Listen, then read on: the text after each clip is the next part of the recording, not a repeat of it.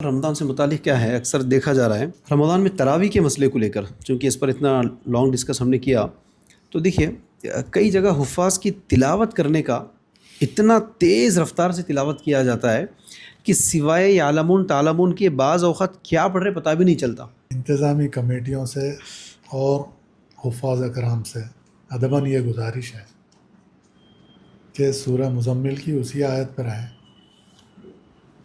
ترتیل کے ساتھ قرآن کی تلاوت کرنا۔ ورتل القرآن ترتیلا، جی جب قرآن آپ پڑھ رہے ہو اور اسی کے ایک حکم کے خلاف جا رہے ہو تو آپ ہی ڈیسائیڈ کریے آپ کیا کر رہے ہیں، کیوں کر رہے ہیں، اس کی وجہ کیا ہے۔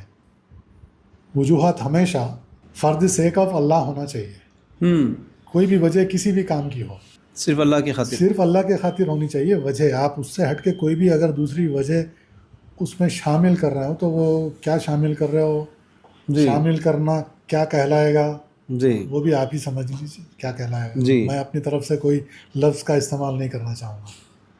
اللہ کی رضا کے علاوہ جی کس کی رضا کے لیے قرآن کو اتنے ہی ٹائم کے لیے اتنے ہی دن میں اس اسپیڈ سے پڑھایا جا رہا ہے، کس کی رضا کے لیے؟ رضا کس کی یہ حاصل کرنا سوال ہے؟ مساجد کی کمیٹیز اور حفاظ اکرام اور اس چیز پر مصر ہونے والے، مطلب اس چیز کو ڈیمانڈ کرنے والے جو مقتدی حضرات ہیں، وہ اپنے آپ سے سوال کریں کہ تراویح کی اور تلاوت کی شکل بدلنے کے پیچھے وجہ کیا ہے۔ کیا اللہ کے لیے ہے تو پھر ٹھیک ہے، اور اگر اللہ کے لیے نہیں ہے تو پھر یہ کیا ہے؟ کریکشن کرنے کی ضرورت ہے۔ کریکشن نہیں، پہلے ڈیسائیڈ کریے وہ ہے کیا۔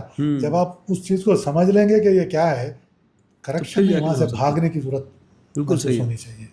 میں ایک لفظ جان بوجھ کے